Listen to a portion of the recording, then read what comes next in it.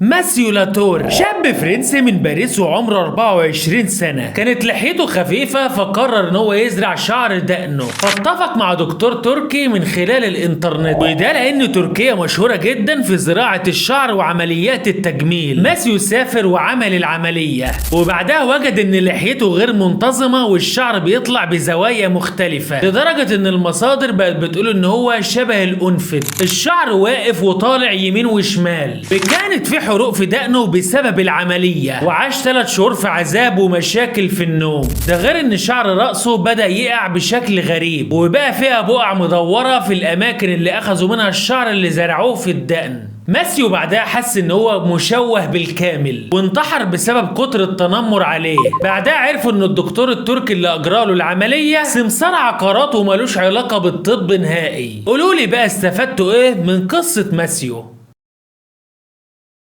دموع التمساح مصطلح بنستعمله لوصف الشخص المنافق او اللي بيتعاطف مع الاخرين تعاطف مزيف. طب ليه النفاق ارتبط بدموع التمساح تحديدا دونا عن اي حيوان تاني، زي مثلا دموع الكلب او دموع القرد او حتى دموع الزرافة؟ الاجابة يا عزيزي المصطليق ان الناس بدأت تلاحظ ان التمساح بيبكي ندما واسفا على فعلته لما بيجي ياكل ضحيته. طب في ايه بتاكلها يا تمساح وفي ايه بتبكي عليها؟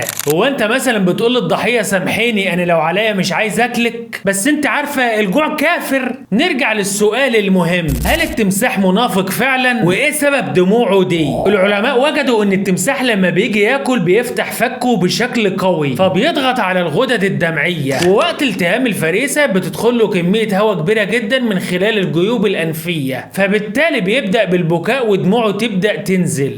وانت حالا هتضغط لايك وهتنزل على الفيديو اللي بعدي. اعتبر نفسك تمساح.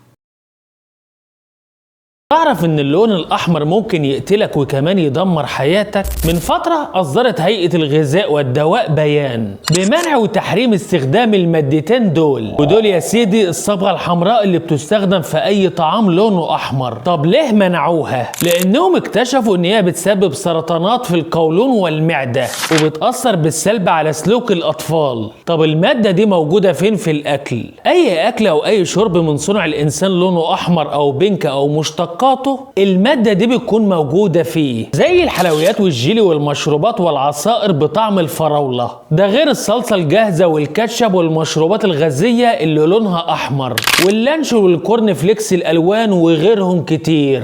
طيب هي يعني الطماطم ما فيهاش؟ ولا حتى التفاح الأحمر؟ طب البهارات زي البابريكا والشطة نظامهم إيه؟ بص، كل اللي من صنع ربنا طبيعي وزي الفل، أما اللي من صنع الإنسان فده غلط على صحتنا وصحة أولادنا، ولازم قبل ما ناكل اي شيء نشوف فيهم المادتين دول.